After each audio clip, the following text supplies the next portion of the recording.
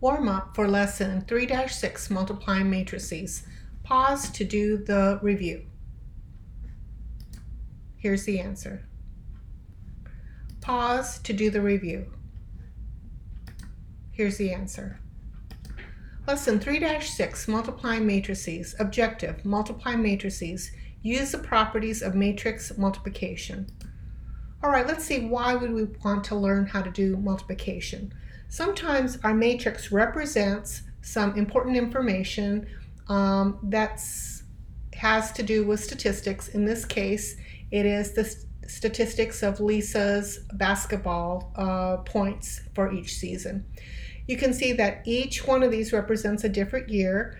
The first row represents her field goals, and field goals are all worth 2 points. And 3-point field goals are worth 3 apiece. And free throws are worth 1. So is there an operation with matrices that will allow us to find the total for each year that she is scoring her basketballs? All right, so let's take a look at the dimensions of a matrix. The dimensions of a matrix are rows by columns. So for basketballs B here, we would say that there are 3 rows by 4 columns. And over here, we would say 1 row by 3 columns. Now, in order to multiply, you have to have the same number in this inner portion right here. So this tells me that B times P is not possible. But let's change things around and do P times B. Now, if we do P, we're going to have a 1 by 3. And if we do B second in the multiplication, it'll be a 3 by 4, which says, yes, we are going to be able to multiply. And when we multiply, the answer will be actually a 1 by 4. That means 1 row and 4 columns. So that the 4 columns will all represent the totals for each season. All right, so let's take a look at example number 1. When we have 3 rows, 4 columns, 4 rows, 2 columns, these match, and this will be the result. The matrix will be a 3 by 2. Now this doesn't work since they're not equal, so the matrix product is not defined. In other words, we can't do it. Let's do it one more time. As long as these inner dimensions are the same, we are in the end going to get a matrix that is a 4 by 2. Here, the inner dimensions are not the same, so we can't do it. All right, your turn. Pause and see if you can figure out the answer. And the answer is this ones do match, and you are going to get a 3 by 3 in your product. For B, these do not match, so this cannot be done. Let's go ahead and I'm going to show you how to multiply matrices. And so we have these 2 matrices that we're going to multiply. And in order to multiply them, you're going to take this row and multiply it to this column. And you're going to do this in such a way that you're going to multiply this element with this element and then add the product of this element times this element. Okay, so let me go ahead and figure out the next element. I'm going to take this row and multiply it to this column. And so that's going to be 6 times -4 plus -3 times 3. All right, and now I'm going to go to this next row and I'm going to multiply it to this column. I'm going to multiply the 2 elements here, so that's going to be -10 times -5 plus, then multiply these 2, -2 times 3. Now I'm going to take this row and multiply it to this column, so that'll be -10 times -4 plus -2 times 3. And this answer is going to be, this is -30, -9, so when I do the operations, -39, -24, and a -9, that'll be -33. This will be +50, minus 6, so that's going to be a positive 44. This will be positive 40 minus 6, which is going to be a 34. So this is matrix multiplication. All right, so this is how it's done again. You multiply this row with this column, and you're going to create an answer that's going to take the place of this element. And we're multiplying the A and the E and the B and the G, and then adding those two products together. All right, let's go ahead and let's do another problem. Probably another problem would be a good idea. So I'm going to multiply this row with this column, and I'm going to multiply 3 to negative 2, so 3 times negative 2, and add it to 2 times 1, 2 times 1, and when I do this operation, that'll be the element. Now I'm going to take this row and multiply it to this column, so that'll be 3 times 1 plus 2 times negative 1. Now I'm going to take this row and multiply it to this column. I'll multiply these two, so that's negative 1 times negative 2 plus, and then 0 times 1. 0 times 1. I'm going to take this row and multiply it to this column, negative 1 times 1, negative 1 times 1, and then 0 times negative 1 plus 0 times negative 1.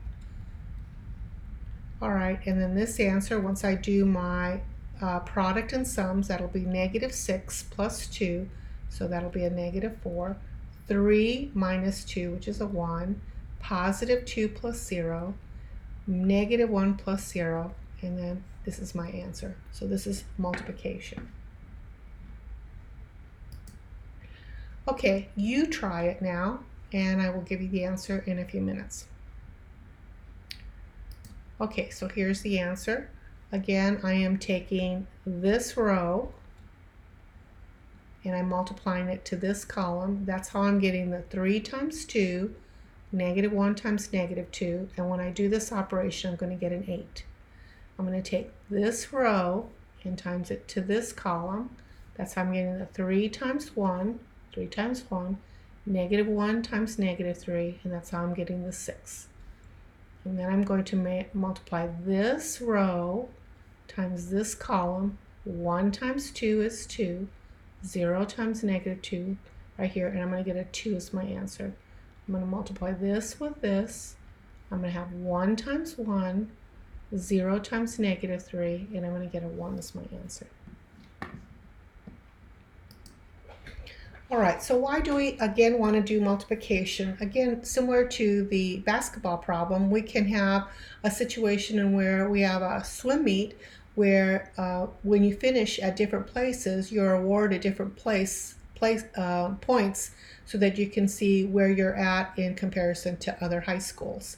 So this represents our matrix here, and first place represents 7 points, second place 4 points, and third place 3 points. So we're going to multiply so that we're going to create a matrix right here where we can see our total points for Central, Franklin, Hayes, and Lincoln.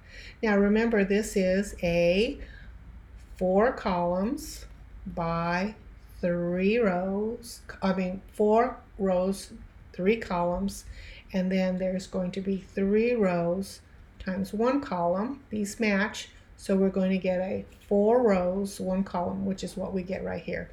And again, we're multiplying this row with this column, and you can see how I'm multiplying the 28, 28, and the 6. And then I do this row with this column, and I get all of these numbers, but I can get that. All right, so pause, see if you can set up the problem like I did a few minutes ago and figure out who has the most points. And here's the answer. Here's the matrix, and here's the matrix that represents the points that you're getting. Free throws, 2 points, 3 points. We're going to multiply them together. We're going to take each row and multiply them to this column. and we're going to get 3 elements, and this element represents Wharton's total, Brian's total, Chris's total. All right, let's see if the commutative property works. So if I multiply G times H, remember I have 2 rows times 3 columns, and then I have 3 rows times 2 columns, so getting a 2 by 2 is not a surprise. Now if I switch the order, I'm going to have 3 by 2, and then I'm going to have 2 by 3. That's okay, they match, but then in the answer I'm going to get a 3 by 3. And so you can see that reversing the matrices is not going to create 2 matrices that are the same.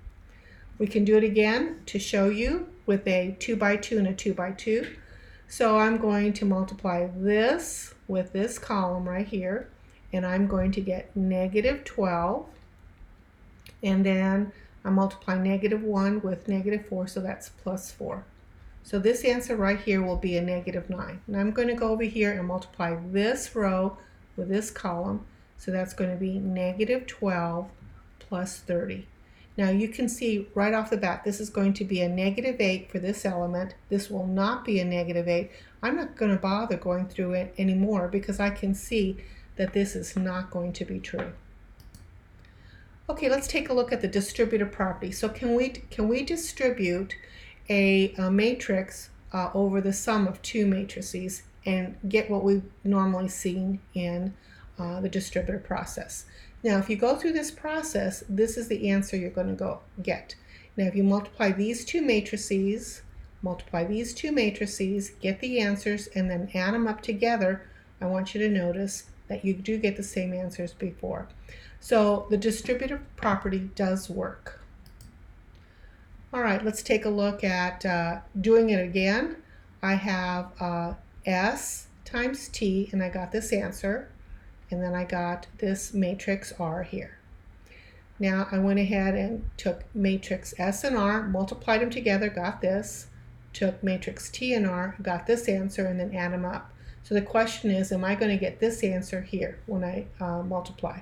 So I'm going to take this row and times it by this column. So that's going to be 1 times 2 plus 13 times 1, and this is going to get a 15. So that looks good. All right, and then I'm going to take this row, multiply it to this column.